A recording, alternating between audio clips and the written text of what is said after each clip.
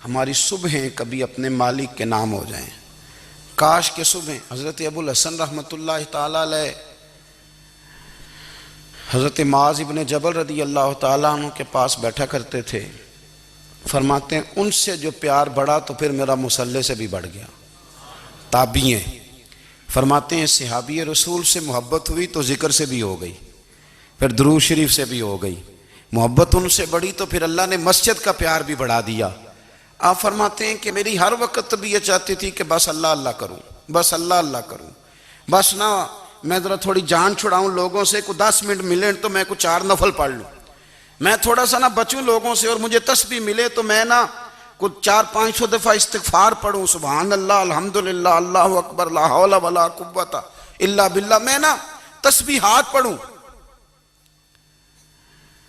فرماتے ہیں کہ بچے تھے گھر میں 6-7، غربت تھی، کام ملتا کوئی نہیں تھا، اور میں کام چور نہیں تھا، کام ڈھونڈتا تھا، پر اللہ کی قدرت کے کام نہیں ملتا تھا۔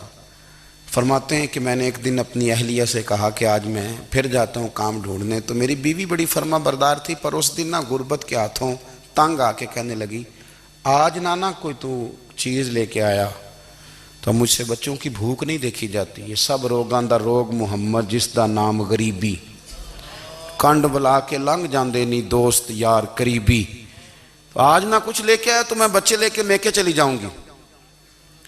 شیخ فرماتے ہیں کہ میں بڑا پریشان گھر سے نکلا، پر میں نے صبح سے لے کے زور تک کام ڈھونڈا، کام ملا کوئی نہیں، تو میرے دل میں خیال آیا چلو کام نہیں ملتا تو اللہ اللہ تو کرے نا، چلو بندوں کی مزدوری نہیں ملتی تو رب کریم کی عبادت ہی کرتے ہیں۔ فرماتے ہیں کہ میں نے نا فرات کے پانی سے وضو کیا، نہر کے، شدید دھوپ تھی، ساتھ ریت تھی اور ریت تپ رہی تھی، میں نے اپنا رومال وہیں مصلی کے طور پر بچھا لیا، اور فرماتے ہیں کہ زور سے لے کر عصر تک نماز پڑھی، دھوپ بھی پورے زور پہ، پر میرے سجدے کا ذوق بھی پورے زور پہ۔ فرماتے ہیں سورج بھی چمک رہا ہے اور رب کی عبادت کا ذوق بھی پورے زور پہ، میں سجدہ کروں تو پھر میرا اٹھانے کو جی نہ چاہے۔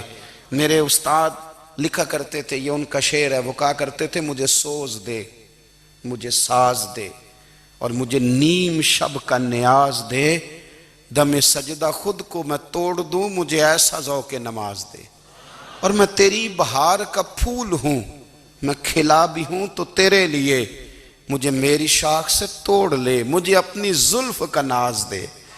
بھائی فرماتے ہیں کہ عصر تک میں نے نفل پڑھے، دل ڈھلنے لگا، عصر کی نماز پڑھی اور میں وہاں سے چلا۔ اب میں جب نکلنے لگا تو دل میں خیال آیا کہ چھوٹی چھوٹی دیواریں ہیں گھر کی، بغیر کچھ لیے جاؤں گا تو بیوی دور سے دیکھے گی تو شور کرے گی کہ پھر خالی ہاتھ آ گیا ہے۔